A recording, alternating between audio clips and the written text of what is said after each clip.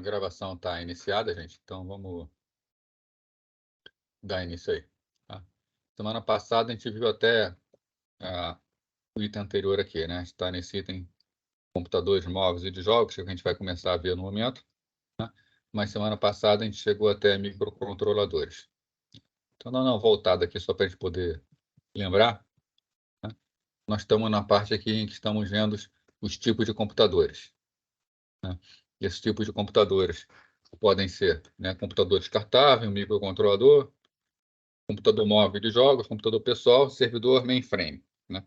Lembrando que a gente está vendo o tipo de computadores aqui sob o ponto de vista de arquitetura e organização de computadores. Tá? A gente não está falando nada aqui sobre nomenclatura comercial. Né? Então, isso é importante ter isso em mente. Né? Sendo computador descartável, dando uma lembrada bem rápida aí, né, nós vimos a parte de RFID, que é uma forma de alimentar, promover uma alimentação externa por intermédio de indução por campo eletromagnético, promove uma indução de uma corrente com isso energias no equipamento. Né? Vimos que existem pequenos computadores que são utilizados para identificação, né, tanto de pessoas, de pets, por aí vai. Vimos a questão de alguns smart cards, que são considerados também computadores descartáveis, que usam durante algum tempo. Subimos o nível, falamos sobre microcontroladores, né, que na verdade são uma espécie de computador embutido, que é capaz de rodar algum software, normalmente utilizado em coisas mais simples, como máquina de lavar, telefone sem fio, brinquedos, impressoras, por aí vai. Né? Um microcontrolador, a gente viu que ele é uma mistura de um processador, memória e com capacidade de entrada e saída. E comentamos que o Arduino era um exemplo de microcontrolador. Que o Arduino, na verdade, é isso aqui, embora a gente chame a placa como um todo, né? Você tem uma placa Arduino Uno, onde o Arduino é esse chip, e essa placa ela dá facilidade de acesso ao chip, né? Pontos para colocação de sensores e atuadores, uma porta USB para que a gente possa programar o bichinho, né? E uma porta de alimentação para fornecer energia para ele. Né? Então, isso tudo a gente viu semana passada. Então, continuando nessa hierarquia, né? Depois de máquinas, que são máquinas que possuem microcontroladores, nós passamos para um outro tipo de máquina, que a gente chama de computadores móveis e de jogos. Né? Nesse computador móvel, a gente não está incluindo aqui notebook. Tá? Embora notebook comercialmente seja um computador móvel, em termos de arquitetura, um notebook ele é basicamente um desktop. Né? Então, para disciplina, arquitetura e organização, eles são quase a mesma coisa. É a próxima categoria. Né? Então, na parte de jogos, né? O que é que a gente fala sobre arquiteturas de videogames? São basicamente computadores normais que possuem recursos gráficos especiais e capacidade de som. Né? Normalmente, o que a gente espera num videogame é uma boa capacidade de som, né? Um som melhor que o de um computador comum, né? E com um recurso gráfico avançado, capaz de ter gráficos de alto desempenho, né? Manipulação de polígonos, sombreamentos, né? Então, ter uma excelente placa de vídeo. O software de videogames normalmente é limitado e com pouca capacidade de expansão.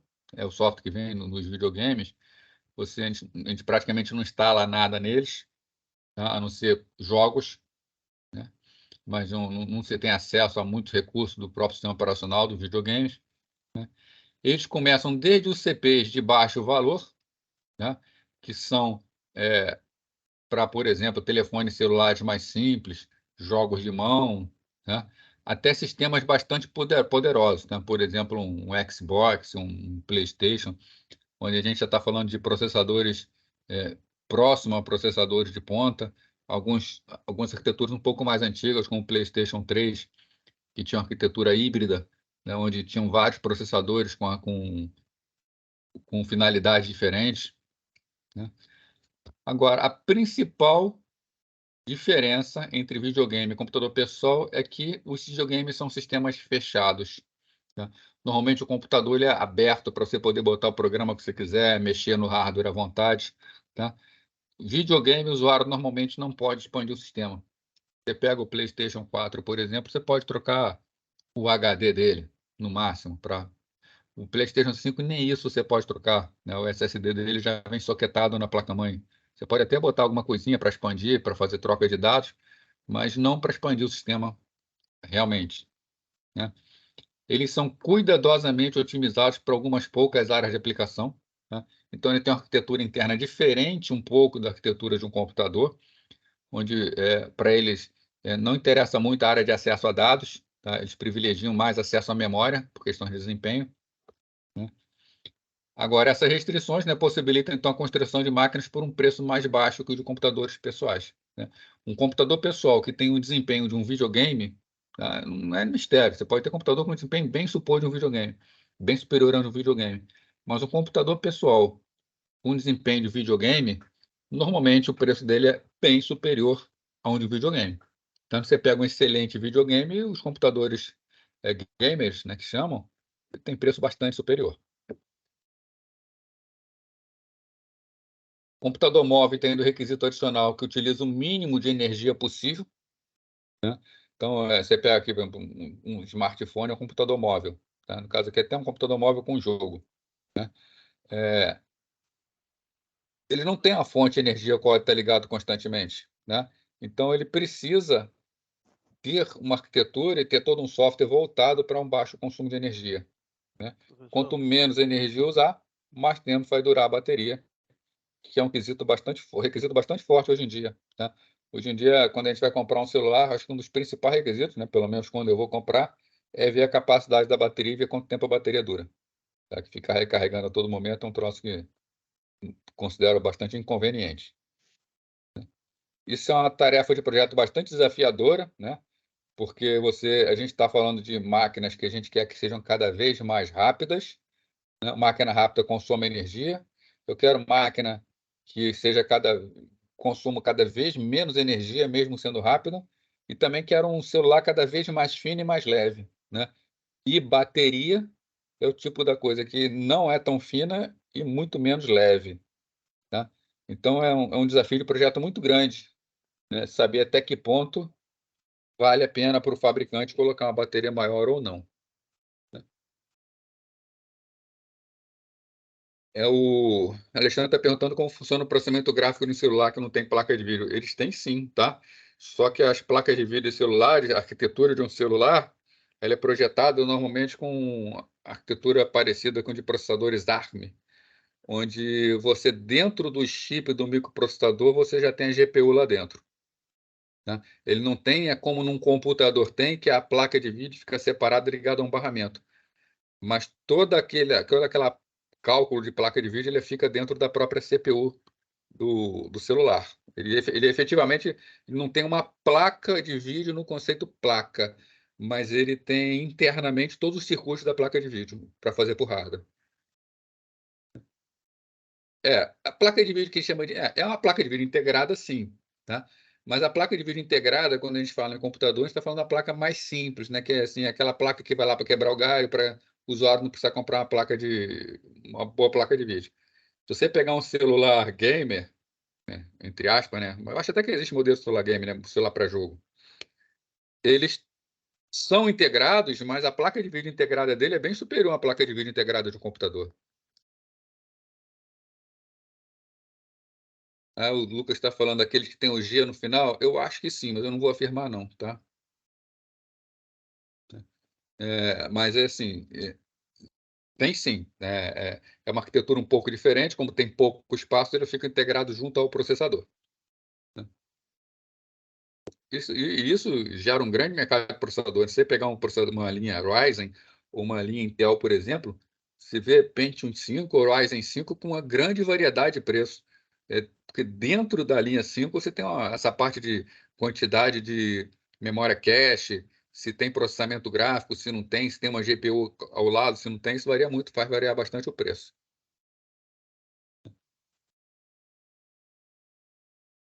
O Lucas está falando, era um celular gamer. Então é isso aí, né? Qual o problema disso, né? Um celular gamer? Ele vai puxar a bateria.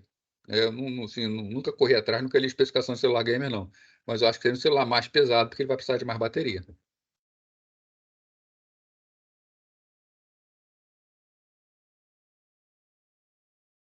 Bom, na parte de computadores pessoais, né?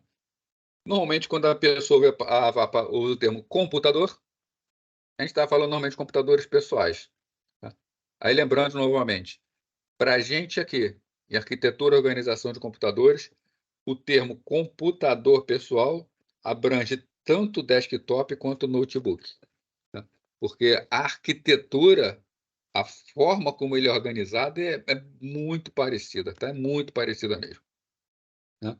O que normalmente dificulta um pouco a parte do notebook é que ele é muito compacto, então a dissipação de calor. Mas de resto, é praticamente a mesma coisa. Né?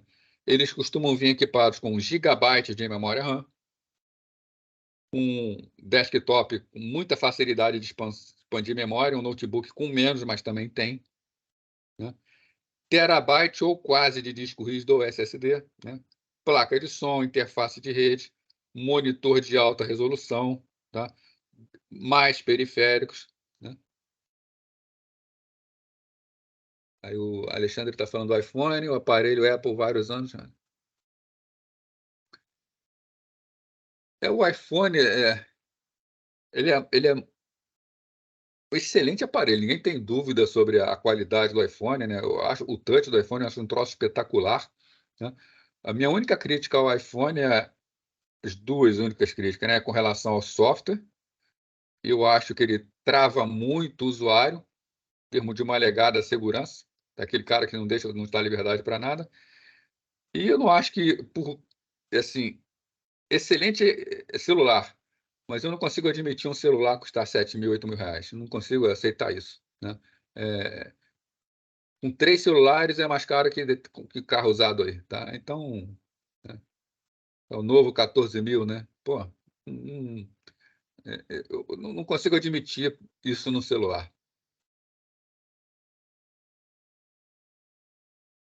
Outra coisa, os computadores pessoais possuem sistemas operacionais elaborados, tá? Muitas opções de expansão, você pode botar muitos periféricos neles, mais diferenciados, tá? E uma imensa faixa de software disponível. Você pode desenvolver software para ele, pode comprar software, tem muito mais coisa. Coração de todo computador é uma placa de circuito impresso, que a gente chama de placa-mãe, tá? Ou placa principal. Tá?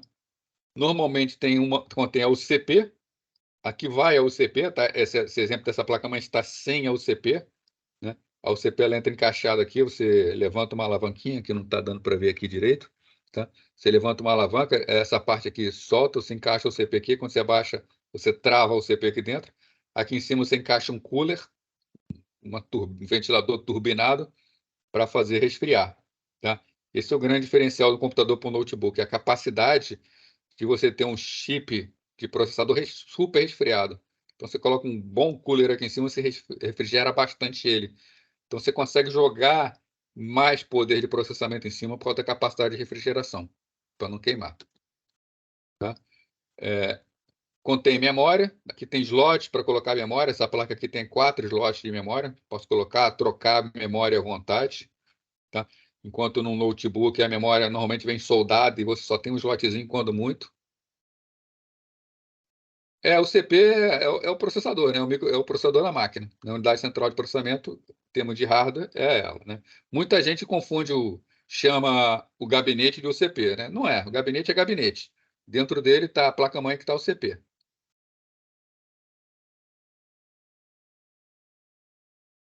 Aí o Eric falou o resfriamento, quanto melhor e menor, mais quente.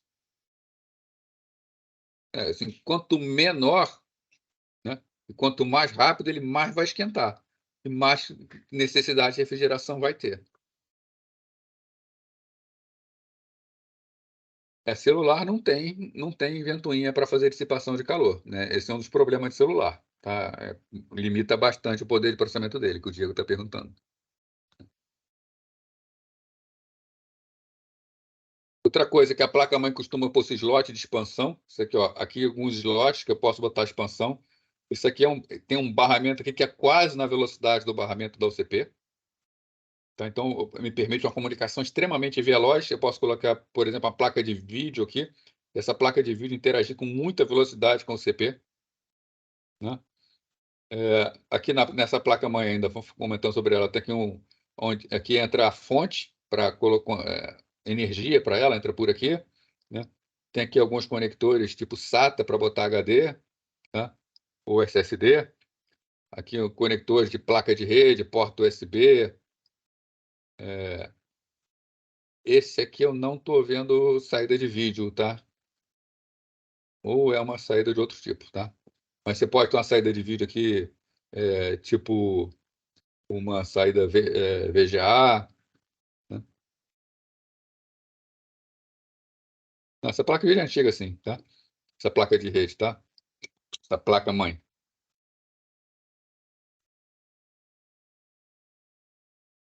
É difícil até ver o que tem aqui, né? Nessa placa.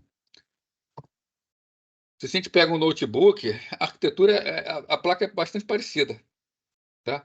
A questão toda é que ela tem que caber aqui, ó, num espaço extremamente compacto, muito fininho. Então, aqui, enquanto na placa-mãe do computador a gente consegue botar um bom cooler para dissipar um bom calor, jogando o calor para o alto, aqui a dissipação está aqui, ó. O microprocessador está aqui embaixo, tá? A gente tem parafusada em cima dele na pressão e com pasta térmica um tubo de cobre, que é um excelente condutor de calor, para esse tubo de cobre trazer o calor até uma ventoinha que vai soprar para refrigerar esse tubo. Mas ainda assim não é a mesma coisa, que não chega nem perto de uma ventoinha em cima do processador direto. Tá? Então, esse aqui é o esquema de refrigeração do notebook, né? Isso limita bastante, né? Essa ventoinha aqui, ela puxa o calor por cima, puxa o vento por cima, assopra por aqui, o vento sai em alta velocidade, essa alta velocidade entre aspas, né? Alta velocidade para computador, né? E vai refrigerando essa barra de cobre que está puxando o calor. Mas mesmo assim, a distância que está lá do processador, tá? É difícil a refrigeração. Essa aqui é uma placa-mãe de notebook que aceita a expansão de memória. Repara que no computador o pente de memória fica em pé quando tem. O pente de memória no notebook fica deitado. Então você consegue botar no máximo um pente de memória, tá? E tudo super esmagado nele, ó. Tudo super compacto. Então o notebook ele é basicamente um computador pessoal num gabinete ultra compacto. Tem os mesmos componentes de hardware, só que em tamanhos menores. E executa os mesmos softwares. Tem alguns projetos até de. O Lucas está perguntando sobre refrigeração. Eu já vi projeto até de usar alguma coisa, como por exemplo um freon e forçar a passagem de freon em cima. Mas isso é muito complicado de fazer em notebook, fica muito caro, né? E aí, quando você quer desempenho, mesmo precisa de desempenho, apela para desktop. Professor, Oi. a placa de vídeo para notebook é diferente também, né? Normalmente, ela ou pode estar junto do processador, mas ele é mais raro, isso é mais fácil celular. Normalmente ela é um chipzinho, um desses chips aqui auxiliares, está soquetado. Eu não sei dizer qual, mas você tem chip aqui, tem chip aqui. Eu acredito que a placa de vídeo no notebook, quando existe a parte, ela está próximo ao processador para ser refrigerada também por esse sistema, Uhum. né? Isso se for uma placa de vídeo excelente, né? Agora, se for uma placa de vídeo mais normalzinha, não precisa de refrigeração. Não precisa de refrigeração forçada, né? Vamos falar assim.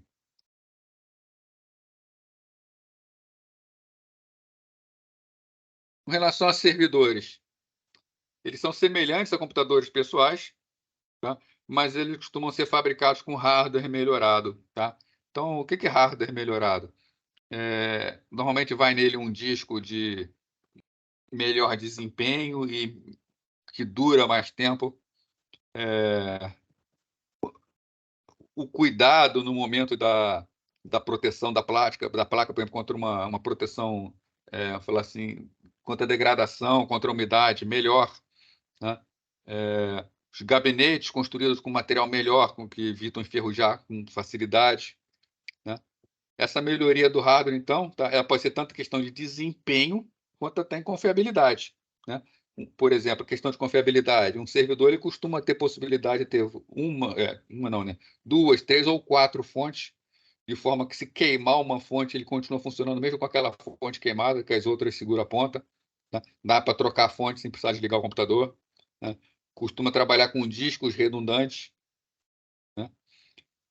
Então, é comum a utilização de hardware redundante em equipamentos de servidores. Você pode ter discos redundantes de forma que você pode, mesmo que o disco queime, o sistema continua funcionando, você pode trocar. O Eric está perguntando se o servidor tem que durar quanto tempo. Não existe uma norma para durar muito, por quanto tempo vai durar, não. Tá? Isso vai muito do fabricante. Né? Mas você, assim, eu conheço lugares que estão com o mesmo servidor assim, há 10, 15 anos e o bicho funcionando 24 horas por dia e não dá um problema. E não dá problema não, né? De vez em quando pifa um disco, tem que trocar. Mas mesmo a troca de disco de servidor é muito facilitada. O disco tem um sistema de redundância que você troca sem precisar desligar a máquina.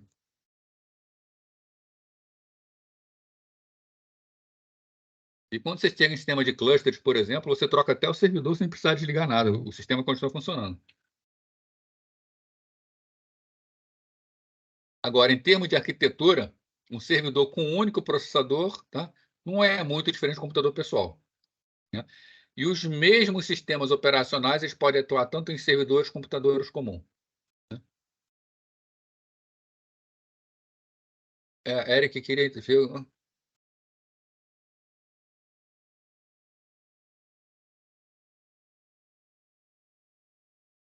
Aqui, eu queria ler ali.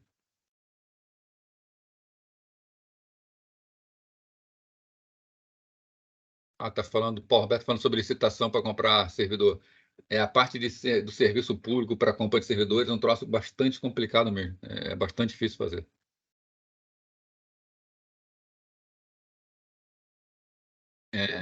Eu trabalhei um tempo no setor público, num centro de pesquisa, e às vezes a gente fazia uma licitação toda bonitinha, toda certinha para comprar um excelente servidor. Aí um vendedor que queria vender qualquer porcaria entrava com recurso junto ao TCU e o TCU inviabilizava a licitação porque não teve ampla concorrência. É difícil mesmo. Né? Aqui os mesmos sistemas operacionais podem executar tanto servidores como computadores pessoais. Claro, a arquitetura é a mesma. Mas normalmente não se usa o mesmo sistema operacional. Tá? Sistema operacional de computador pessoal costuma privilegiar o que a gente chama de processo em primeiro plano. É o seguinte, se um determinado usuário está usando um programa, o sistema operacional costuma privilegiar a execução desse programa. Já um sistema operacional servidor, normalmente o escalonamento privilegia a execução de processo em segundo plano, processo de servidores. Quem usa um servidor que está sob carga intensa, na hora que está usando o computador, interativamente, né, sentado na máquina, às vezes até acha que é uma máquina lenta. Mas não é que seja uma máquina lenta, é que a máquina, o sistema operacional dela não dá muita importância para o usuário que está nela, mas sim para os serviços de rede. Mas é verdade, a arquitetura é a mesma, pode usar qualquer sistema operacional. Ainda, né, com relação a servidores, os projetistas começaram, então, a conectar vários servidores, que a gente chama de clusters, né? E esses clusters eles executam software especial, então, que permite que as máquinas trabalhem juntas para resolver um único problema. Tá? Então, os clusters são vários computadores trabalhando numa solução única. Esses grandes clusters costumam ser acomodados em construções que são data centers. Né? Data centers são grandes centros de processamento de dados, que vai desde um punhado de máquinas até milhares delas. Né? Aqui o Tannenbaum, ele até fala o seguinte, tá? A Google possui mais de 1 milhão de servidores em seu data centers. E alguns utilizam esse termo cluster e data center para indicar a mesma coisa, mas isso está errado. Tá? Data center é um local onde tem vários computadores fisicamente colocados. E aí você pode utilizar esses computadores do data center para montar clusters. Tá? Mas o cluster é um agrupamento de servidores. E data center é o local físico onde esses servidores estão colocados. Tá? Aqui um exemplo num data center. A cada linha dessa aqui, tá? Tem um computador diferente. Tá? Aqui é um corredor enorme, então um data center com vários computadores. Né? Obviamente, né, com a criação dos data centers, com clusters, também começa a surgir a chamada computação em nuvem. Né? Na computação em nuvem, a gente aloca servidores em data centers. Né? Normalmente, um data center são composto por várias máquinas individuais.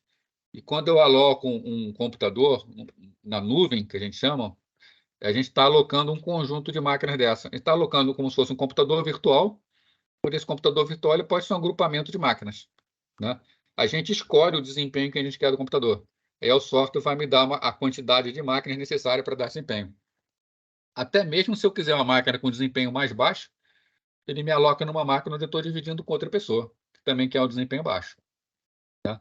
Então, a computação em nuvem é a alocação de um pedaço dos clusters que existem nos data centers. A ideia é que todos tenham... a ideia que o data center é justamente você poder colocar informação num centro de dados, né? Não fica dentro da empresa, então qualquer funcionário da empresa pode acessar a partir de qualquer lugar. Eduardo está perguntando, demanda storage bem parrudo.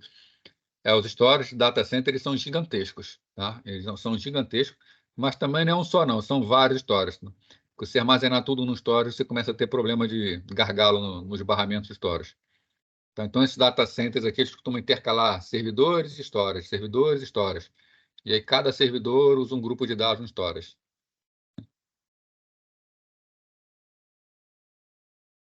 Lucas, eu não conheço exatamente como funciona o Xbox Cloud, não. Não sei como funciona esse serviço para poder te afirmar, não. Né? Mas deve ser por aí. Tá? Por exemplo, a Amazon, o projeto delas de fornecer videogames é um data center desse, e você está jogando, você está interagindo com a tela desses computadores que estão jogando para você, na verdade.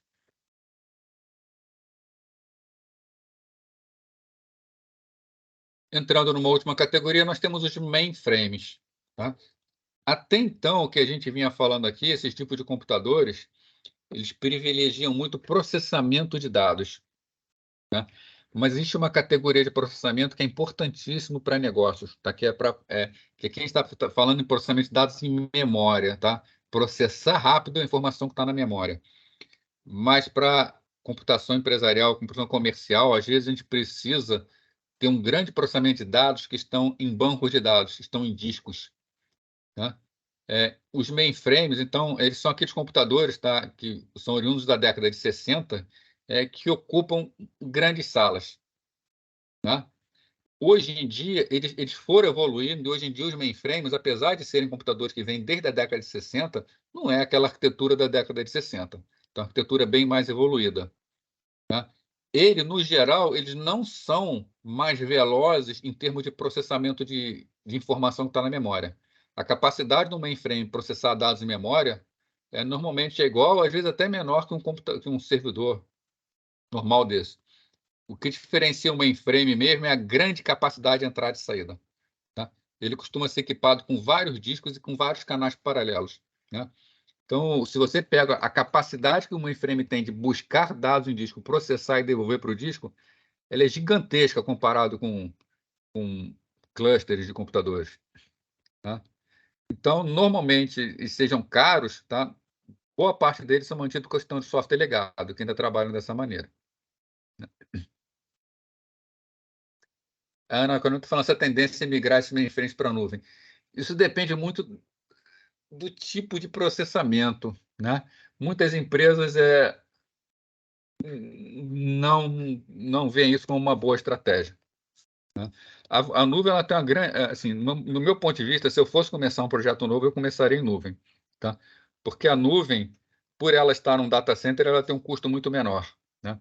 Porque o data center tem milhares de máquinas que vão ser compartilhadas por centenas de empresas. Para você manter uma infraestrutura para um mainframe, você precisa ter um ambiente muito bem refrigerado, você precisa ter controle de umidade, você precisa ter pessoal disponível para estar fazendo a manutenção dele 24 horas por dia. Você precisa ter uma boa fonte de energia confiável, você tem que ter sistemas de backup de energia. Então, a infraestrutura para manter um mainframe é caríssima. Né? Ela não é mais cara do que uma infraestrutura no data center. O data center é mais cara. Porém, aquela infraestrutura do data center está sendo compartilhada por centenas de empresas. E você não precisa pagar pessoal para ficar tomando conta da sua máquina. Você já tem quem faça isso. Você já tem pessoal do data center que faz toda a manutenção preventiva, faz a manutenção corretiva. Então, hoje eu começaria qualquer sistema novo em nuvem, tá? Em data center. Mas tem muitas empresas, tá, que não abrem mão de alguns mainframes, por causa do sistema legado que está funcionando. Tá? E isso aqui, ó, que está embaixo, para muitas empresas o custo é menor, tá, do que o esforço de conversão de todo o software legado. Hoje em dia você ainda tem muito código, por exemplo, rodando em COBOL, né, por causa de medo que as empresas têm de fazer a conversão. Tá legal? Aqui uma matéria que saiu em 2020 no canal Tech, né? Vou ler aqui para vocês rapidamente. Quase todo dispositivo eletrônico hoje pode ser encarado como um pequeno computador. Isso é verdade até para os pequenos testes eletrônicos de gravidez, que a partir de reações com químicos presentes na urina são capazes de indicar ou não uma gestação. Por dentro, tais aparelhinhos são mais poderosos do que os primeiros PCs da IBM. Tá? Então, aqueles computadores, aqueles IBM PC que eram vendidos por $1.500 lá nos anos 90, 80, anos 90, né? Hoje em dia é um computador descartável para teste de gravidez, tem um poder de processamento maior do que ele. Né? Precisa desse poder de processamento todo, né, num teste de gravidez? É evidente que não. A questão é que não vale mais a pena fazer coisa pior do que isso. Tá? O custo de fazer um sistema de análise com esse desempenho é o mesmo do que fazer um sistema com desempenho bem menor. Então, só se faz o de desempenho maior.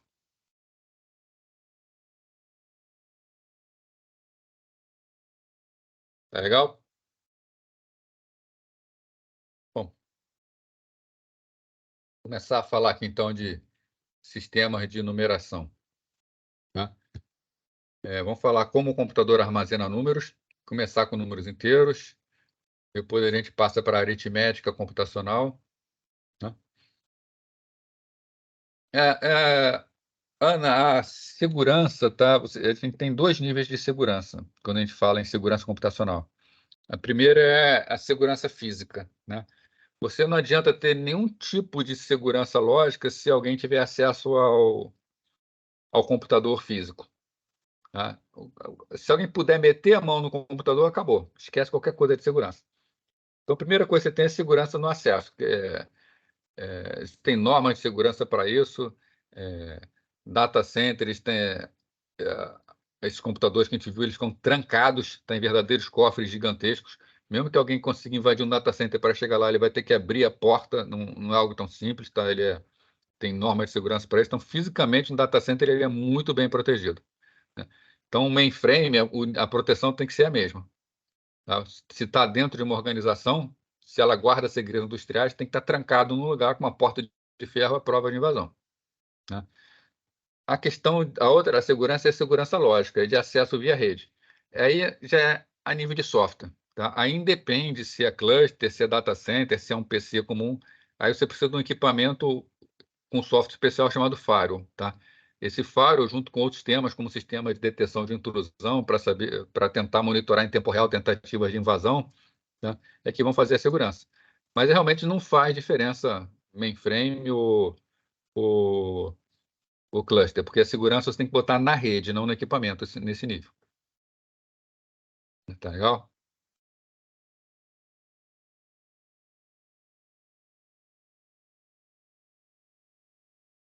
Então, sistema de numeração. Né?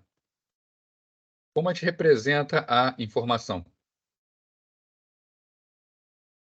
Bom, toda informação, tá, ela é introduzida no computador e ela tem que ser entendida, tá, para ela poder ser processada. Tá? E um computador ele armazena informação eletronicamente. Pode ser por diferença de potencial, né? Muita gente chama de voltagem, né? Mas é errado. A nomenclatura correta é diferença de potencial. Ela pode ser representada por uma corrente elétrica, tá? Diferença de potencial por um capacitor, presença de corrente. Pode ser uma representação óptica, né? Por exemplo, a laser, CD, DVD, Blu-ray. Então, são várias as maneiras que a gente pode representar uma informação que vai ser processada por um computador. Né? Agora, quantos níveis diferentes a gente precisa para representar todos os símbolos, por exemplo, da linguagem humana? Se você for pensar numa pessoa falando, né, quantos fonemas existem? Quantos níveis são? Né? Isso é uma operação complexa. Tá? Mas para a parte numérica, tá? O ENIAC foi considerado um dos primeiros computadores eletrônicos. Ele era uma máquina decimal. Ser uma máquina decimal significa que a memória dele, cada célula de memória, cada item de memória para armazenar um dígito, ele tinha 10 válvulas. Né? 1, 2, 3, 4, 5, 6, 7, 8, 9, 10. Se ele fosse representar a informação 0, a primeira válvula estava acesa e as outras apagadas. Se ele fosse representar o dígito 1, né, o 1 estava aceso, o resto todo apagado. Então, uma única válvula acesa e todas as outras apagadas para indicar um determinado valor. Tá? Se eu quisesse, por exemplo, representar um número de 3 dígitos, eu precisaria de 30 válvulas, 10 para cada dígito. A gente viu no histórico que existia uma máquina chamada IAS, onde foi proposta uma máquina binária. Essa máquina binária ela trabalha com aritmética base 2, onde o equivalente a uma única válvula, tá? Que hoje em dia não tem mais válvula, ela pode estar ligada ou desligada, assumindo o valor 0 ou 1. E a gente usa essa combinação binária. Né? Enquanto no ENIAC, 10 válvulas podem representar um dígito, ou seja, números de 0 a 9, né? Numa máquina binária do IAS, os mesmos 10 bits, ele pode representar 2 elevado a 10 valores diferentes. Né? 2 elevado a 10 valores diferentes dá 1024 valores. Ele pode representar de 0 a 1023. Então, olha a diferença absurda de capacidade entre as máquinas. Enquanto uma dígito 0 a 9, outra do 0 a 1023. Tá? Então, a aritmética binária ela é muito mais eficiente. Hoje em dia, nós só temos máquinas binárias. Tá? Então, atualmente, todos os computadores digitais são binários. Eles trabalham com valores discretos também. O valor discreto, né, é diferente do contínuo. Bom, a menor unidade de informação de um computador é o que a gente chama de dígito binário, tá? Conhecido como bit. Então, o bit pode armazenar os valores 0 ou 1. Tá?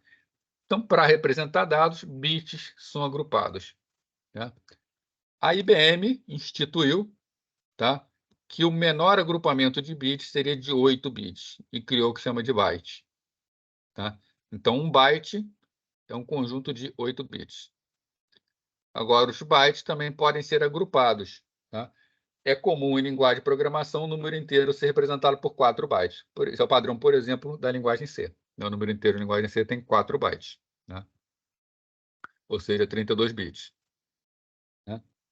Um outro termo que foi criado na computação é palavra. Né? Então, palavra normalmente é múltiplo de bytes. Os primeiros computadores trabalhavam com 8 bits, tá? Então trabalhavam com bytes. E aí, quando surgiram os computadores 16 bits, 32 bits, 64 bits, a gente começou a falar em palavras. Né?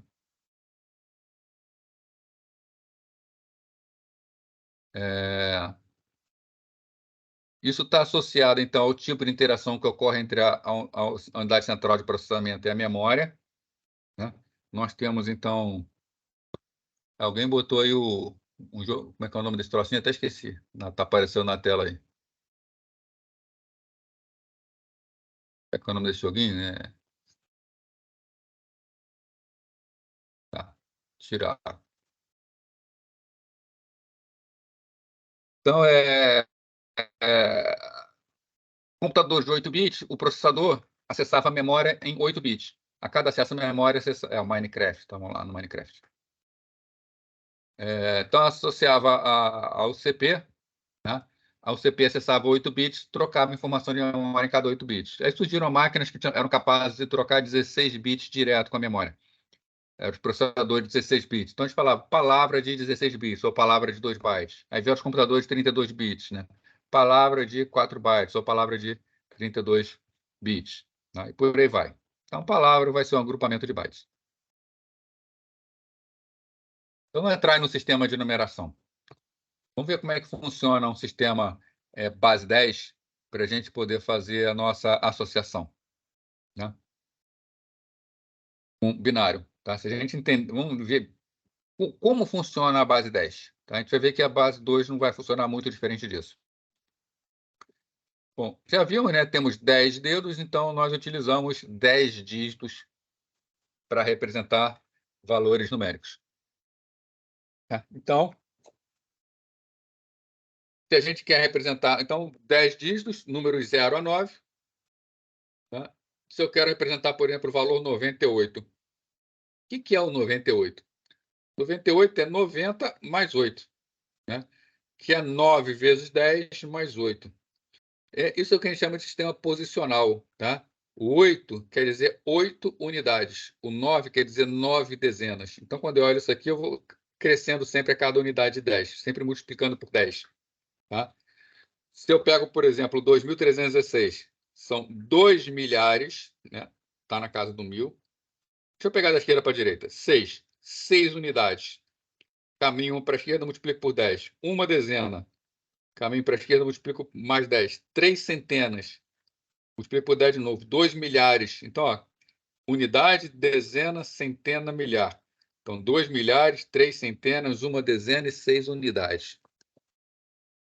Então, 2 vezes 1.000, mais 3 vezes 100, mais 1 vezes 10, mais 6, que é o que a gente chama de 2.316. O sistema decimal é um sistema de base 10, ou raiz 10. A base dele são 10 dígitos diferentes. Tá? Onde cada dígito representa o quê? 10 elevado à posição. Né? O que é a unidade? Que está aqui o 6. Representa o 10 elevado a 0. Né? Então, aqui, ó, o 6 representa 10 elevado a 0. A posição do 1 representa 10 elevado a 1. A posição do 3 representa a posição 10 ao quadrado. A posição do 2 representa o 10 ao cubo. Então, isso aqui é a mesma coisa que 2 vezes 3, 2 vezes 10 elevado ao cubo, 3 vezes 10 ao quadrado, 1 vezes 10 elevado a 0 e 6 vezes 10 elevado a 1 vezes 10 elevado a 1 e 6 vezes 10 elevado ao quadrado. A 0. 10 elevado a 0 é a mesma coisa que 1. Tá? O mesmo é válido para as frações. Tá? Aqui, 2.316, eu estou considerando que tem uma vírgula aqui e o resto é tudo zero. O que vem depois na vírgula? 951, por exemplo. Aqui não é 10 elevado a 0? Então, aqui no 9 é 10 elevado a menos 1. No 5 é o 10 elevado a menos 2. No 1 é o 10 elevado a menos 3. Tá?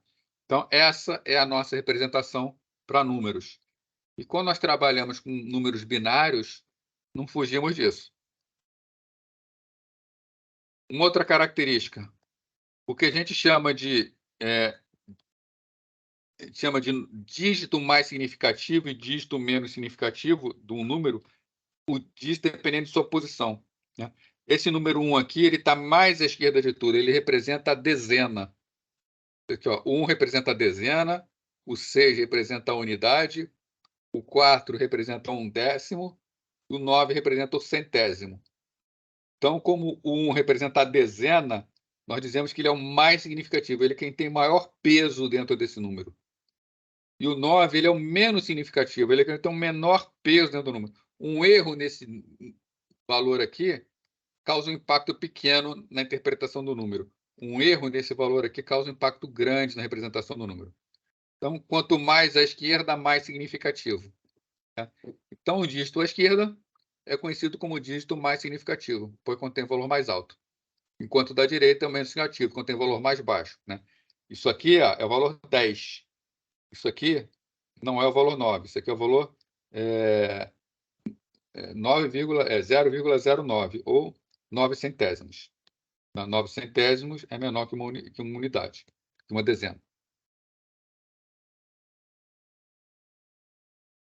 Então, é o que a gente chama de sistema numérico posicional. Sistema numérico posicional é porque cada número ele é representado por uma cadeia de dígitos e a posição i do dígito representa o valor que vai ser multiplicado pela base elevada a i. Por exemplo, aqui o número, ó. A3, A2, A1, A0, vírgula, A-1, A-2, A-3. Né? Sendo que 0 é menor do que i, que é menor do que b, sendo b a base. Se a base é 10, vai de 0 a 9. Então, menor que 10. Essa vírgula é chamada vírgula de raiz. Então, o número A3, B elevado a 3, A2, B elevado a 2, A1, B elevado... Essa sequência, na verdade, é um somatório I de A, índice I, vezes B elevado a I. Apenas definição. Né? Se a gente passa esses mesmos conceitos para o sistema binário, né? Como fica? Então, no sistema binário, temos somente dois dígitos, que são os dígitos 0 e 1. Mas vale todas as mesmas características que nós vimos no sistema decimal.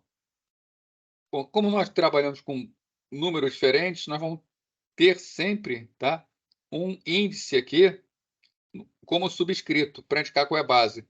Tá? Então, aqui, 2.316, 10 subscrito. Estamos dizendo que é base 10. Tá? Aqui, eu tenho 0 na base 2 e 0 na base 10. 0 e 1 tem o mesmo significado, tanto na notação decimal quanto na binária. Tá? Então, 0 na base 2 é igual a 0 na base 10. 1 na base 2 é igual a 1 na base 10. No sistema binário, nós só temos 0 e 1, então não tem o número 2. Então, como eu represento o número 2? Tá? É o 1, 0 na base 2. Né?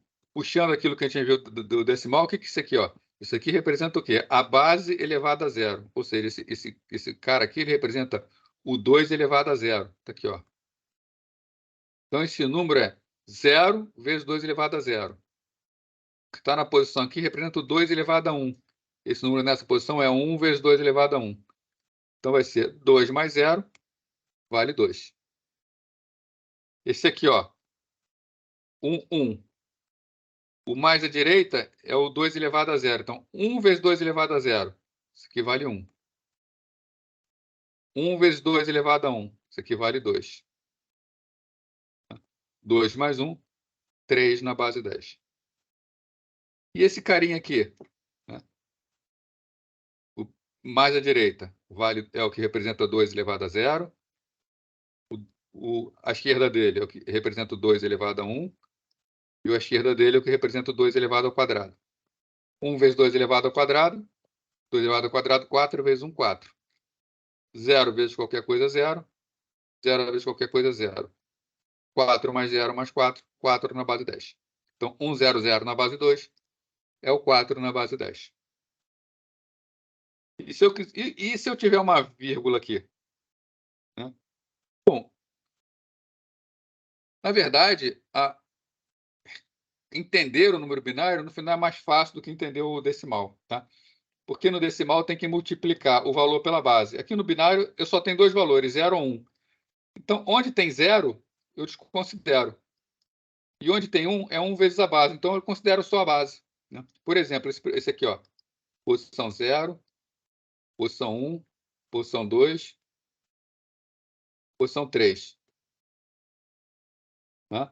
Então, ó, onde tem 1? Aqui tem 1, está na posição 3. Então, ó, 2 elevado ao cubo. O resto que é 0 eu não considero. Desconsidero os zeros. 1 elevado a 0. Então, ó, mais 2 elevado a 0. Qual é essa posição aqui? É a posição menos 1. Né? Então, mais 2 elevado a menos 1. Quem é essa outra posição aqui? Menos 3. Mais 2 elevado a menos 3. 2 elevado ao cubo, 8. 2 elevado a 0, 1. O que significa um número A elevado a menos n? O número A elevado a menos n é a mesma coisa que 1 sobre A elevado a n. Então, 2 elevado a menos 1, né? 2 elevado a menos 1 é igual a 1 sobre 2 elevado a 1, que é 1 sobre 2. É 0,5. O que é 2 elevado a menos 3? 2 elevado a menos 3 é 1 sobre 2 elevado a 3. 1 sobre 2 elevado a 3 é igual a 1 sobre 8. 1 oitavo é igual a 0,125. Então, esse número aqui, em binário, com vírgula com tudo, ele equivale a 9,625 na base 10. É legal, gente? Isso é uma extensão, então, do que a gente está acostumado na base 10. Representação binária, então, é a mesma representação para a base 10, né? B2, B1, B0, vírgula, B-1, B-2, B-3 é o quê? É cada B índice I multiplicado por 2 elevado a I. É como eu vou obter o valor real de um número binário, o valor dele na base 10. Então, como a gente faz a conversão de binário para decimal? Basta multiplicar cada dígito binário pela potência de 2 e somar os resultados, né? Levando em conta que aonde tem 0 eu desprezo, aonde tem 1 eu só repito o valor. Então, esse número aqui, ó, 1001101 na base 2. Quem é ele na base 10? A gente vê cada posição, ó, 2 elevado a 0, 2 elevado a 1, 2 elevado a 2, 2 elevado a 3, por aí vai. Só que onde tem 0 eu desconsidero, né? Então, eu desconsidero, por exemplo, ó, tenho 0 no 5, no 4 e no 1. Só vou ficar com quem tem 1, que é quem? 2 elevado a sexta, mais 2 ao cubo, mais 2 ao quadrado, mais 2 a 0. Isso aí vai ser 64 mais 8 mais 4 mais 1. Esse número é o 77 na base 10. E esse número aqui, quem é? 111,011 na base 2. Pego as posições e multiplico, né? Tiro o 0. Então, o menos 1 não vai entrar na multiplicação. Vou ficar com 2 ao quadrado, mais 2 a 1, mais 2 a 0. Mais 2 elevado a menos 2, que é 1 quarto, mais 2 elevado a menos 3, que é 1 oitavo. Somando isso tudo, vai dar 7,375 na base 10. É legal? E para fazer a conversão contrária, tá? Converter de decimal para binário. Aqui eu tenho um número binário, sei qual é em decimal. Como é que eu faço?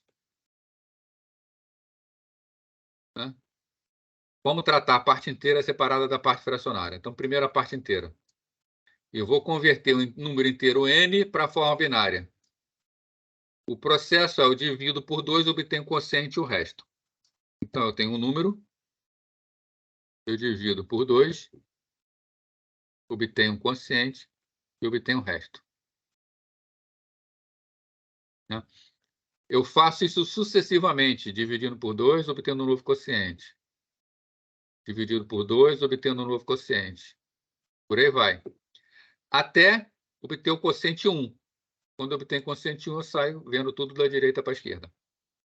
É o que está escrito aqui. Mas vamos ver por um exemplo que é muito melhor do que ver o escrito, tá? Se quem quiser, depois vai ler aí, né? Mas, por exemplo, eu quero converter o número 108 da base 10 para a base 2. Qual é o processo? Divide por 2 sucessivamente até obter resto 1. Então, dividindo 108 por 2, vai dar 54 e resto 0. Novamente, eu divido por 2, eu vou obter 27 e resto 0. Novamente, eu divido por 2, vou obter 13, mas agora resto 1. Tá? Então, agora eu continuo o processo. Por 2, 6 com resto 1. Por 2, 3 com resto 0. Por 2, 1 com resto 1. Então, obtive finalmente aqui, né, um quociente 1.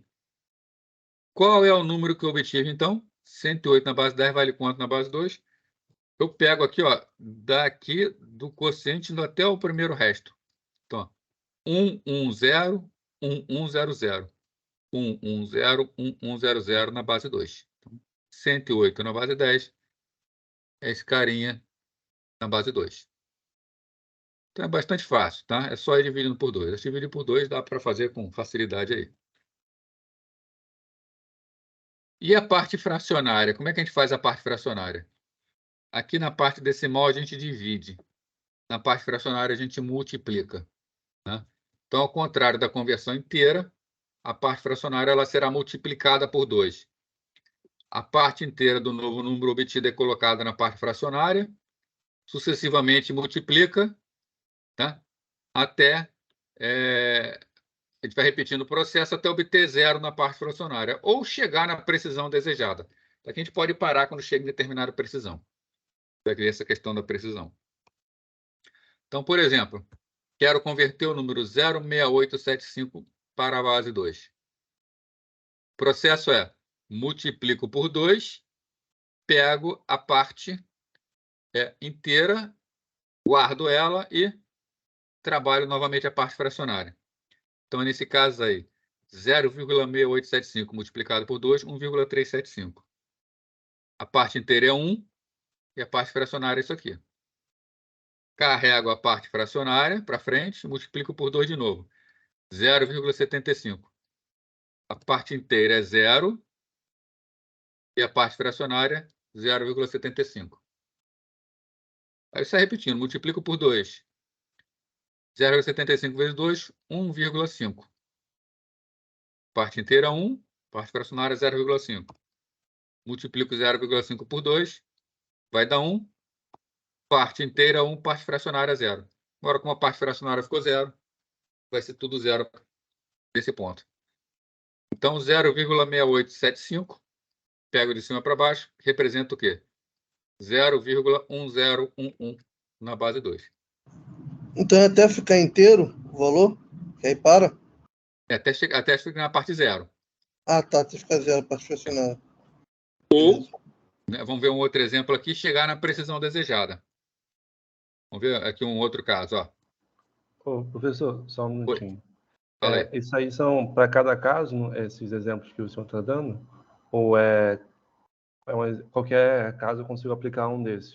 Não, é sempre, né? Se for inteiro, se for a parte inteira, você faz daquela maneira que a gente viu antes. A parte fracionária, a gente faz isso aqui. Ah, show. Se for um número, por exemplo, esse número aqui, ó, eu quero converter, sei lá, π, tá, para binário. Se bem que π é um número muito pequeno. Eu quero converter o número 275,48 para binário. A parte inteira eu vou converter daquela maneira que a gente viu, dividindo por 2. E a parte fracionária eu vou converter dessa maneira aqui. Aí eu junto as duas. Tá? Tá ótimo, ficou claro. Obrigado, hein? A gente vai ver um probleminha aqui agora, ó. Converter 0,2 para a base 2. Esse 0,2 é um número que parece inocente, né? Mas vamos ver o que ele tem aí. 0,2, vamos usar a regra. Vezes 2 vai dar quanto? 0,4. Então, a parte inteira é 0, a parte fracionária é 0,4. Repete o processo. Multiplica por 2, eu vou obter 0,8. Né? A parte inteira é 0, a parte fracionária é 0,8. Então, vamos lá repetindo o processo. 0,8 vezes 2, 1,6. Parte inteira 1, parte fracionária 0,6. Multiplico por 2, parte inteira 1, parte fracionária 0,2. Alguém já percebeu o problema dele aí? Eu comecei com 0,2 e voltei para 0,2. Ou seja, isso nunca vai terminar. É uma dízima isso aí? Vai ficar uma dízima periódica. Caraca, então é um loop sem fim, então. Ou seja, o computador ele não consegue representar qualquer número. Tá? Não tem como. E pode cair na prova uma questão, é só para a gente ir testando ou você nunca vai botar? Eu não pretendo botar essas conversões na prova, não, tá? Isso aí é mais fácil de trabalho. Ah, tá. Mas mesmo assim, se fosse botar na prova, eu botaria assim do tipo converter para base 2 com no máximo 5 dígitos. Tá? Até porque o computador tem limite para armazenamento. Aí faria só até que. Às vezes você tem número que você até conseguiria representar ele com 40 bits, mas você só tem 32 para armazenar. Então, mesmo ele sendo representável, você vai parar antes. Nesse caso aqui, ó, eu ia ficar o resto da vida com 0011, 0011, 0011. Então, 0,2 na base 10 é 0,001, 001, 001. Né? Então, a gente vai definir uma precisão. Né? Eu vou falar, por exemplo, que a minha parte fracionária vai ter uma precisão de, sei lá, 8 casas. Então, teria 8 números. Traz grandes problemas isso? Não, isso a gente já faz na matemática normalmente, né? Acho que todo mundo sabe, por exemplo, que o π é um número infinito. Né? E tem problema de trabalhar com ele sem ser infinito? Não. Hora a gente trabalha com 2 casas, hora trabalha com 4 casas. Então, na matemática, na física, na engenharia, a gente define a precisão que a gente quer, a gente vai trabalhar até aquela precisão, e não vai ter problema nenhum. Por exemplo, a gente não pode trabalhar com precisão muito baixa, ainda mais com um número binário que representa poucos valores. Mas se você pegar aqui, por exemplo, jogar no computador 0011, que é a primeira parte da dízima, ele me representa o valor 0,1875. Isso aqui eu considero que está bem longe do valor 0,2, né? Não está uma boa precisão. Mas se você pega, por exemplo, 8 bits na parte fracionária, você já tem o número 0,19921,875. Já está bem próximo. Né?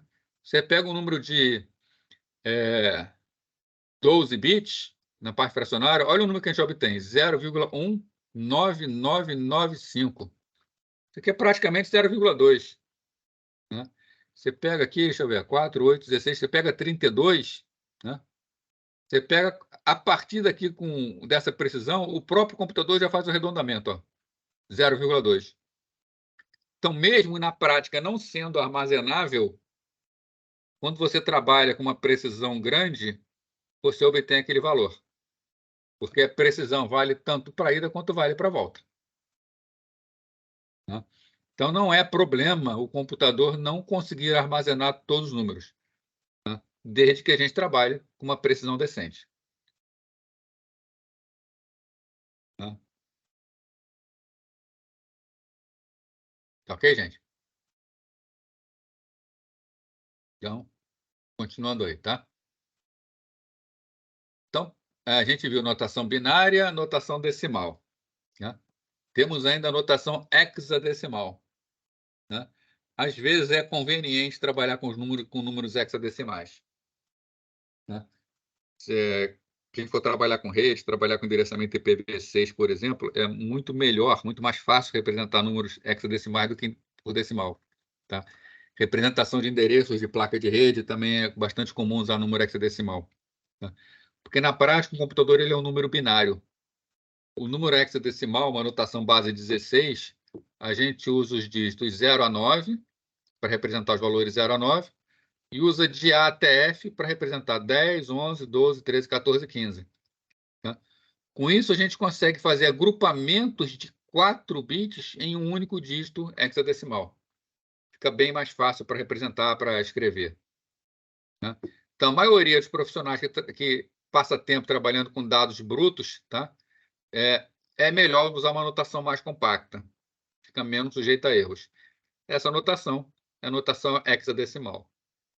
Tá? Na prática, um dígito hexadecimal representa 4 bits, que seria meio byte. Foi chamado isso de nibble. Tá? Isso aqui é só curiosidade, tá? Ninguém precisa ser obrigado a saber isso, não. Tá? Mas um conjunto de 4 bits, né, meio byte, é o que a gente chama de nibble. Então, são utilizados 16 símbolos, e aí vale aquela mesma história que a gente vinha falando para a base 10, para a base 2, né? Que a base é 16, então a representação, por exemplo, é hexadecimal desse valor aqui, H2, H1, H0, H-1, H-2, H-3. É o somatório I de HI vezes 16 elevado a I. Então, a nossa representação decimal, binária, hexadecimal. Então, tudo está aqui nessa tabelinha. Tá? Tem uma representação direta, principalmente entre binária e hexa. Exemplo. O que é o número 2EC na base de 16? O C está na posição 0, né? Então, ele representa o 16 elevado a 0. O E está na posição 1. Então, ele representa o 16 elevado a 1. O 2 está na posição 2. Então, ele representa o 16 elevado a 2. Então, esse número é C vezes 16 elevado a 0, mais E vezes 16 elevado a 1, mais 2 vezes 16 ao quadrado. Né? Sendo que o E vale 14. Então, seria 2 vezes 16 ao quadrado, mais 14, que é o E vezes 16 elevado a 1, mais o C, que vale 12. Então, mais 12 vezes 16 elevado a 0. 2 vezes 56, mais 14 vezes 16, mais 12 vezes 1. Aquele número lá, então, vale 748 na base 10. E para converter isso para binário? Tá? Quando a gente tem que trabalhar com base 2, a gente usa a base 16, porque as conversões entre binário e hexadecimal é direto, não faz conta nenhuma. Tá? Por exemplo, qual é esse número aqui em binário? É esse número aqui, ó. 2 em hexa, tá? Tá aqui, o 2 em hexa é a sequência 0010, 0010. O E em hexadecimal é a sequência 1110, tá aqui a sequência 110. C em hexadecimal é a sequência 1100, 1100. Então, se eu tenho uma sequência em hexadecimal, eu passo ela direto para binário sem fazer conta. É só copiar de tabela. Da mesma forma, se eu tenho uma sequência binária, eu passo direto para hexadecimal. Tá? Por exemplo, esse número aqui, eu faria o processo inverso, né? 0010, ele é o 2. Não é o 2. 1110, tá aqui. É o E. 1100, está aqui. É o C. Então, conversão binário-hexa é imediato. Por isso que se costuma utilizar hexadecimal no lugar de binário. Então, ela é usada como uma notação concisa para representar qualquer sequência de dígitos binários, né? Por exemplo, uma sequência de 16 bits, ela pode ser representada com 4 números hexadecimais. Né? É bem mais simples escrever em hexadecimal. Então, razões para usar hexadecimal. Mais compacta que a binária. Tá? A maioria dos computadores, dados binários, ocupam múltiplos de 8 bits. Então, é múltiplos simples de um único dígito hexadecimal. Tá? E é muito fácil converter entre as notações binárias e hexadecimal. Tá legal essas notações aí, gente? Bom, então, vamos partir para o nosso próximo passo aí, que é fazer contas. Não a gente, mas entender como o computador faz as contas. Né? Esse é um passo importante, saber como ele faz as contas, porque vai ser um aspecto importante para a gente conseguir entender o funcionamento das máquinas, saber qual máquina é melhor em cada situação. Então, aritmética computacional. Né? Vou falar para vocês de uma parte do microprocessador que é chamada ALU, ou ULA. Né? ULA é Unidade Lógica Aritmética, ou Aritmética de Logic Unit, tá? ALU. Né? É a parte do computador que realiza operações lógicas e aritméticas sobre os dados. Ela é uma parte importantíssima que está dentro do microprocessador. Tá? Então, o microprocessador ele é dividido em 2 grandes módulos, unidade de controle e unidade lógica aritmética. Tá? Mais para frente, a gente vai estudar a arquitetura do microprocessador, a gente vai entrar em mais detalhes da aula. Por enquanto, a gente só precisa saber isso, que ela é responsável por fazer essas contas. Tá? Então, basicamente, entra o que a gente chama de registradores de operando, que são os valores que ela vai ter que fazer uma operação sobre eles, e entra alguns sinais de controle para dizer o que ela tem que fazer. Né? Somar, subtrair, dividir, multiplicar, comparar, deslocar para a esquerda, deslocar para a direita. Então, uma série de operações que ela pode fazer. Ela vai ter a saída dessas operações e o que a gente chama de flags, que é trazendo informações extras sobre essa saída. Né? Por exemplo, dizer se foi possível ou não fazer. Né? Por exemplo, eu mandei dividir por 0. Não pode dividir por 0. Então, o flag vai ter que indicar que houve uma divisão por 0. Né? Eu mando somar 2 números que são muito grandes para a capacidade dela.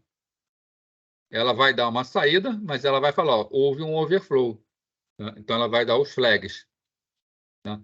Então, operandos e o que fazer com esses operandos. O resultado e informações extras sobre o resultado. Bom, então, como a gente representa números inteiros? A gente já viu aqui a representação, né? Mas a gente não conversou, por exemplo, sobre números negativos. Né? E outra coisa, a representação que a gente viu para números fracionários, aquela que a gente viu é bastante parecida com a representação real de microprocessadores, mas tem um passo a mais para ser mais eficiente. Tá? Então, agora vamos ver efetivamente como são os números dentro de uma máquina.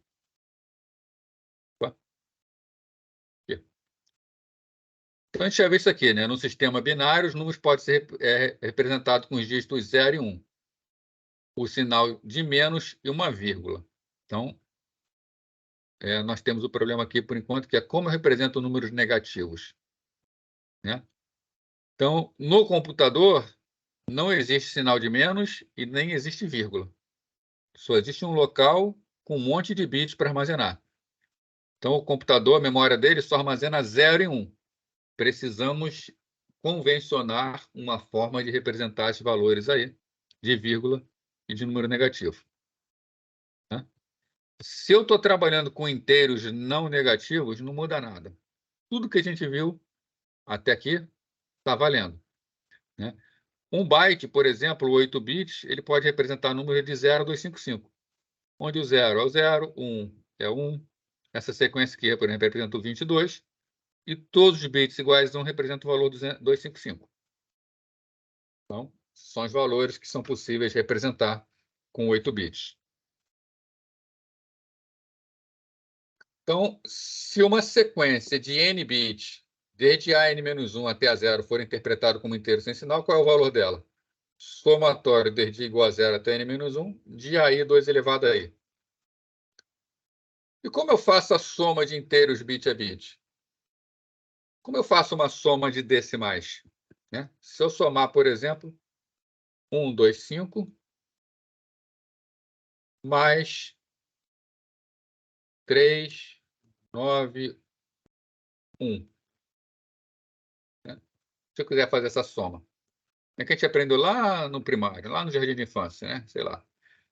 Foi tanto tempo que eu não lembro mais onde foi, tá? 5 mais 1, 6. Né? Sai somando nas colunas. 5 mais 1, 6. 9 mais 2, 11. Só que só cabe um dígito aqui, né? Então, a gente coloca aqui o 1 e faz o famoso vai 1. O foi 1, 1 mais 1, 2, mais 3, 5. 516. O processo da soma binária não vai ser tão diferente. Só que na soma binária, o que a gente tem? Só tem a possibilidade de somar 0 com 0, vai dar 0. Somar 0 com 1, vai dar 1. Somar 1 com 0, também vai dar 1. Não mudou nada. E se eu somo 1 com 1, dá 0, dá, na verdade, 1, 0. Eu fico com 0, eu tenho o famoso vai 1 aqui. Né? Então, fazendo essa soma aqui, bit a bit, né? O que nós teremos? 1 com 0 dá 1. Beleza, sem problema. 0 com 0, 0. 1 com 1 dá 1, 0. Então, 0 e vai 1. Agora, 1 com 0 com 0, 1. 1 com 1, 0 e vai 1. 1 com 1, 0 e vai 1. Nessa situação aqui, 1 com 1, 1, 0, mais 1, 1, 1. Fica 1 e vai 1. Soma isso aqui, valor 1. Tá? Então, a soma binária não mudou nada para a soma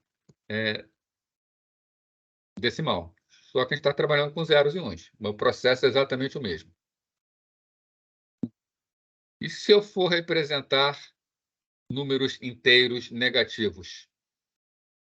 Aí eu tenho duas maneiras de trabalhar.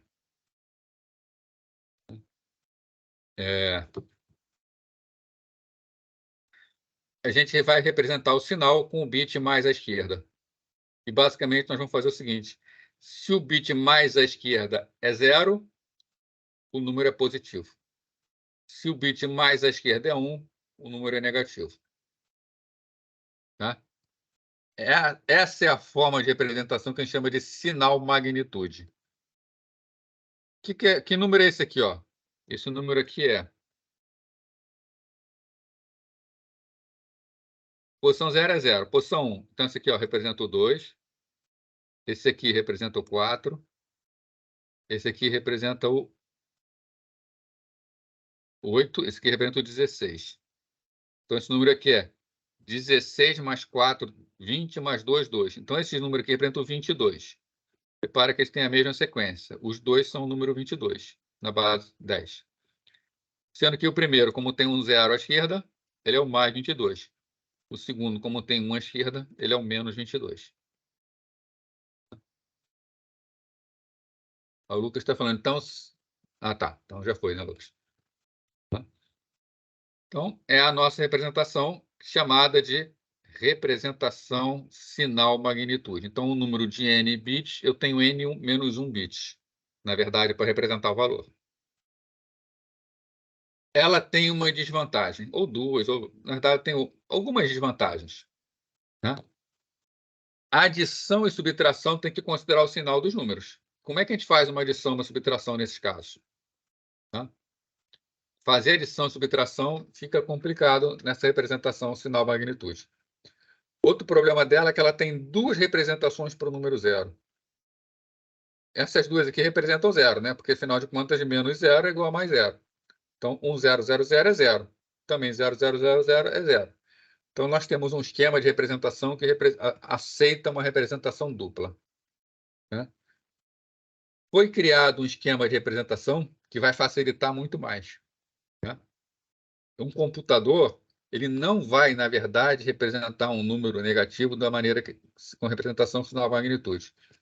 Ele representa internamente uma representação que a gente chama de representação em complemento de 2. Na representação em complemento de 2, ela continua com aquela característica de que, se o bit mais à esquerda for 0, é positivo. E se o mais à esquerda for 1, ele é negativo. Tá?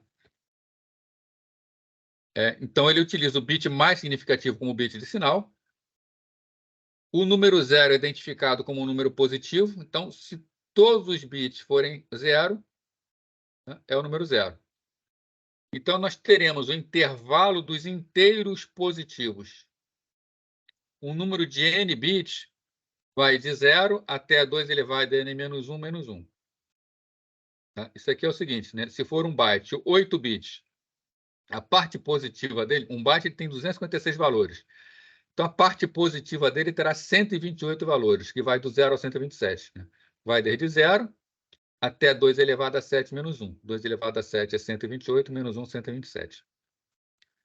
E o intervalo dos negativos também terá 128 valores, que vai desde menos 1 até menos 2 elevado a n menos 1. Tá? Ou seja, vai desde menos 1 a menos 128. Tá? Vai desde o 10000 até o 11111. Característica dos números complemento de 2. O intervalo dele é desde menos 2 elevado a n menos 1 até 2 elevado a n menos 1 menos 1. Só tem uma representação para o 0. Tá? Então, já é um ganho. Como eu faço a negação? Como é que eu obtenho o número negativo do complemento de 2?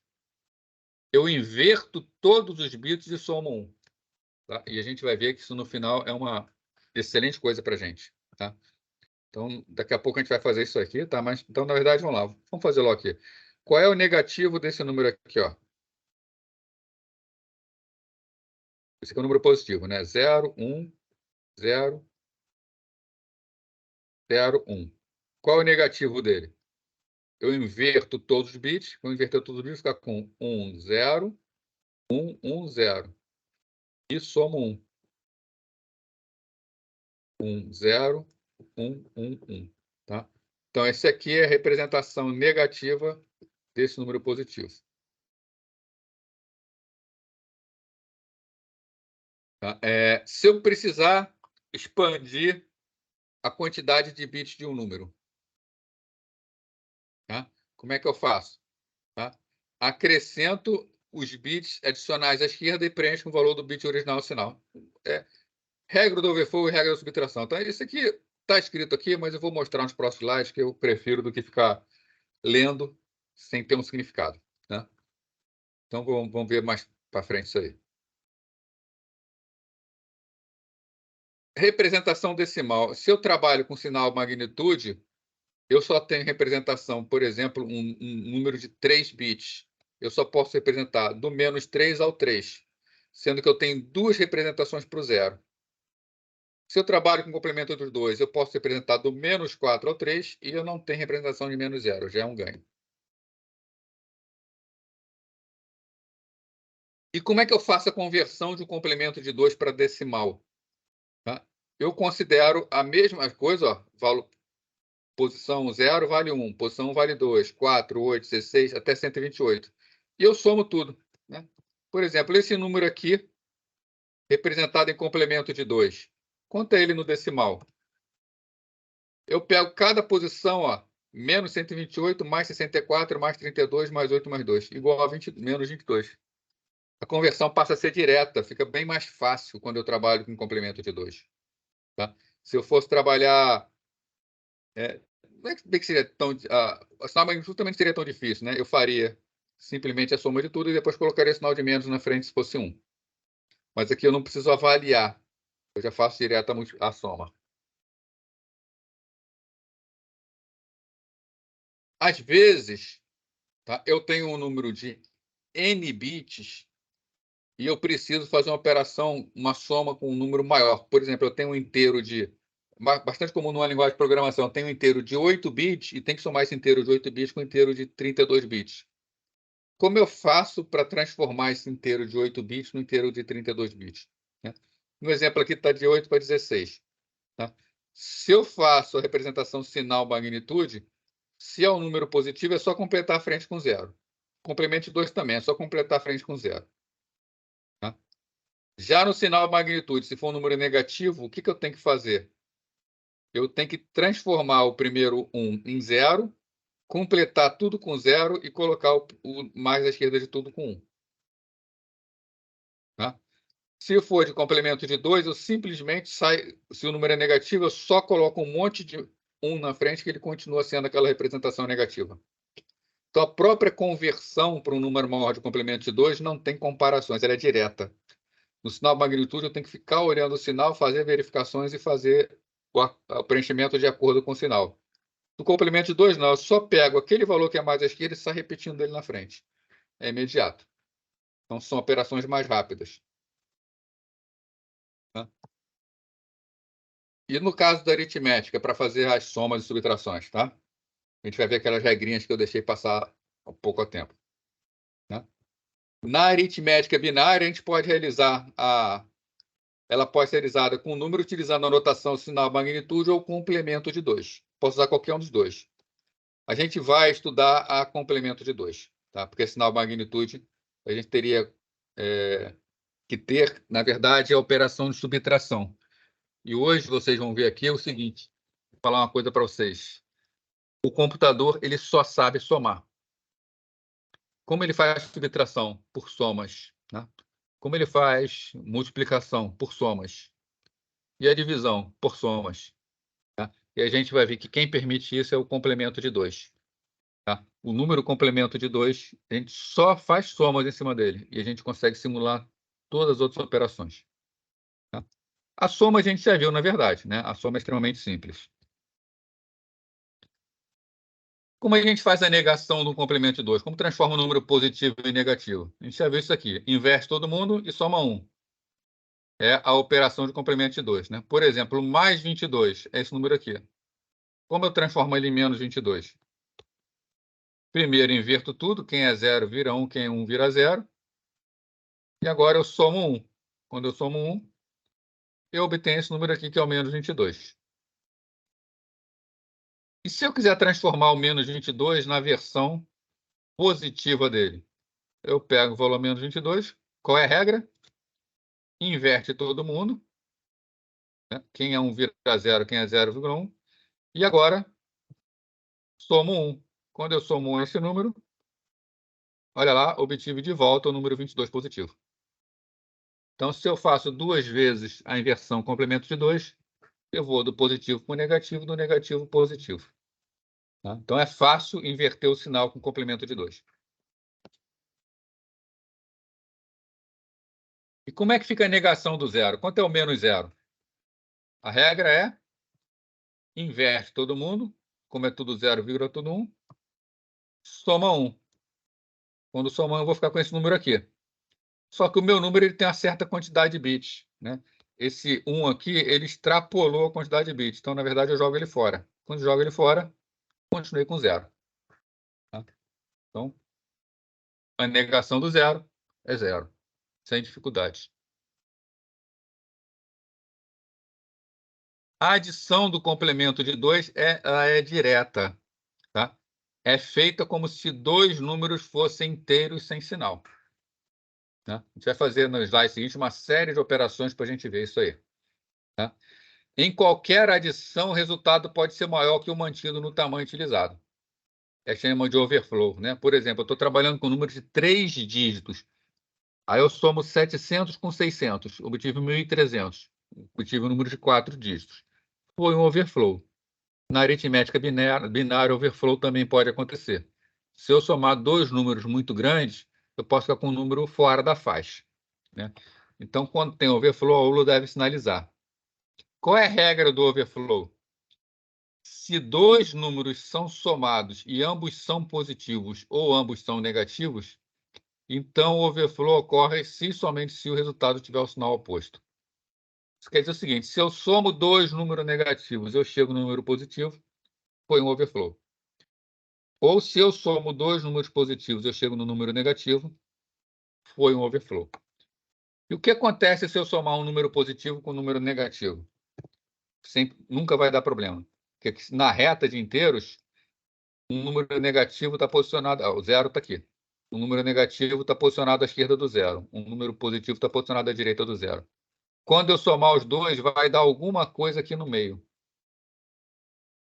Se o negativo está dentro da faixa dos representáveis e o positivo também, então o do meio também vai estar dentro da faixa. Então, se eu somo números com sinais diferentes, nunca tenho problema. O problema é só quando eu somo com sinais iguais. Vamos ver aqui exemplo. Ó. Eu estou com o número aqui de, só para comparar aqui, 1, 2, 3, 4, 5, 6, 7, 8, não é isso? Tá, então estou com o número de 8 bits, né? Se eu estou com o número de 8 bits, significa que esses números podem ter os valores desde menos 128 até 127. O que acontece se eu somar 49 com 38? Se eu fizer a minha soma binária aqui, né, eu vou obter esses números aqui. Ó. Somei dois números positivos, que o número começa com 0, e eu cheguei no número que começa com 0. Então, eu cheguei no número positivo. Então, beleza. Não tive problema nenhum. Minha soma foi feita com sucesso. E eu, se eu olhar aqui, isso aqui representa 87. E 49 mais 38 dá 87. O que acontece se eu somar o número negativo com o número positivo aqui? Sempre vai dar certo, porque vai estar dentro da faixa. Então, nesse caso aqui, ó, menos 117 mais 32 dá menos 85. Exatamente o número que está sendo representado aqui embaixo, menos 85. Vamos ver um caso especial aqui. Ó. Eu estou somando menos 22 com 22. O que vai acontecer? Ó, 0 com 0, 0, 1 com 1. 0 e vai 1, com 0 e vai 1, aí vai 1, vai 1, vai 1. No final, eu fiquei com isso aqui. Né? Isso aqui, olha só. O meu número está aqui. Ó. Isso que fica além do número nunca faz mal, sempre posso jogar fora. Isso aqui é o que eu chamo de carry. Né? Então, menos 22 com mais 22 deu 0. E eu jogo fora o que escorregou para fora. Não tem problema nenhum. Agora aqui, ó, menos 52 de mais 105. Também é um número que vai continuar dentro da faixa, não vai ter problema nenhum. Tá? Deu o número 53. Repara aqui, novamente, aqui, ó, eu só considero até o tamanho do meu número. Tive um carry de 1. Tá? Eu obtive um número positivo, sem problema nenhum. Agora vamos aos problemas de estouro de faixa. 73 mais 106. Isso aqui vai dar 179. 179 é mais do que 127. Vai dar um overflow, eu não consigo representar. O que acontece quando eu somo esses dois números? Eu somei dois números positivos, mas o número que eu obtive aqui embaixo, ó, foi um número negativo. Como foi um número negativo, eu obtive um overflow. Tá? Ou seja, essa operação falhou. Menos 54 menos 111 dá menos 165. é menor que menos 128. Também vai dar um overflow. Tá? Lembrando que eu considero só até o tamanho. Esse aqui é o bit de carry, não tem problema nenhum. Agora, eu somei dois números negativos e obtive um número positivo. Obtive o número 91. Então, obtive o overflow. Tá ok isso aí, pessoal? Tá? Então, na verdade, é o estouro da capacidade. Né? Eu tenho uma capacidade de representar até determinado dígito. Como eu sei que houve overflow? Não é pelo número ter ficado maior. A nossa aritmética está de tratar números negativos como complemento de 2, nos dá essa flexibilidade, né? Nos dá esse conforto. O que vai fora, eu simplesmente esqueço que eu não tenho problema nenhum com a minha conta. Eu tenho que prestar atenção só na mudança do número. Se eu somo dois números negativos e dá um positivo, ou somo dois positivos e dá um negativo, aí eu tenho problema. Fora isso, não tive problema nenhum. Né? Para fazer a subtração, a gente usa a regra da subtração. Qual é a regra da subtração? Né? Se eu quero subtrair dois números, tá? Eu simplesmente faço uso da adição. Né? Vamos pegar em número, vamos pensar em número base 10 ou em número qualquer. O que representa o A menos B? O que é A menos B?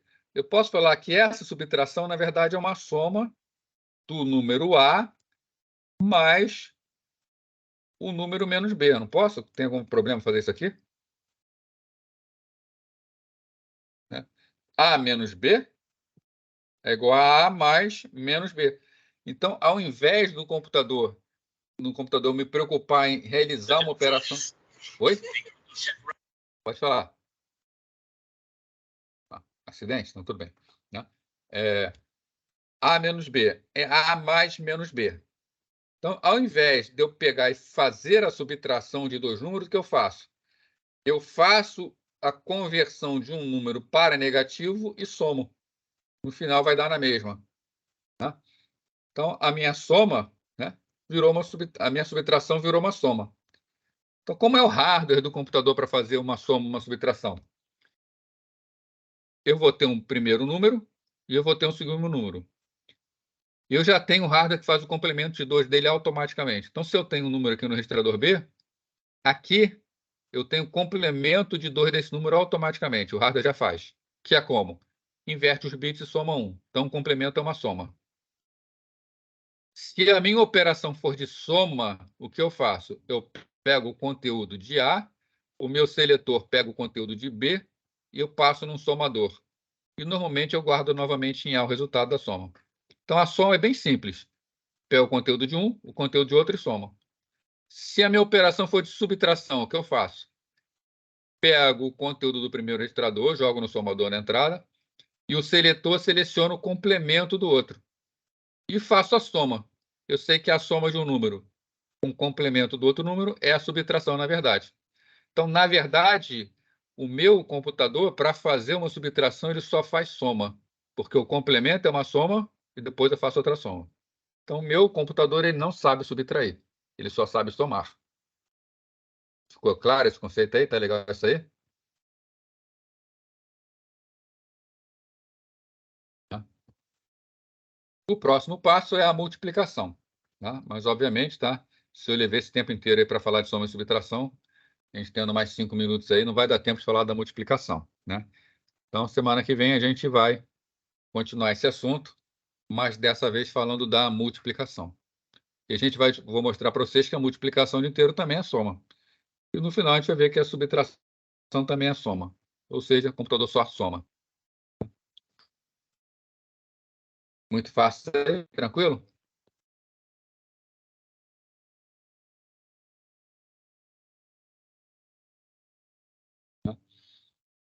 Aí semana que vem, então, a gente vai continuar vendo a questão disso, das aritméticas binárias, e depois a gente parte para ver realmente como é um computador por dentro. Tá? Todas essas unidades, questão de barramento, acesso à memória, a gente começa a destrinchar a máquina. Tá?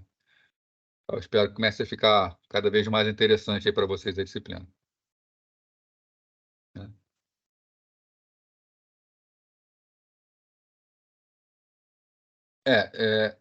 O Lucas está perguntando, é o último disco que define. O último, se você considerar da direita para a esquerda, né? Não, Bruno, não fala ainda não. Essa semana eu vou publicar, tá? Eu estou devendo, mas essa semana eu vou publicar para vocês o trabalho da primeira nota, tá? A primeira nota é o trabalho. Tá? Eu vou publicar para vocês, aí na semana que vem já vai estar publicado, a gente já começa a conversando sobre ele. Tá? Pode deixar.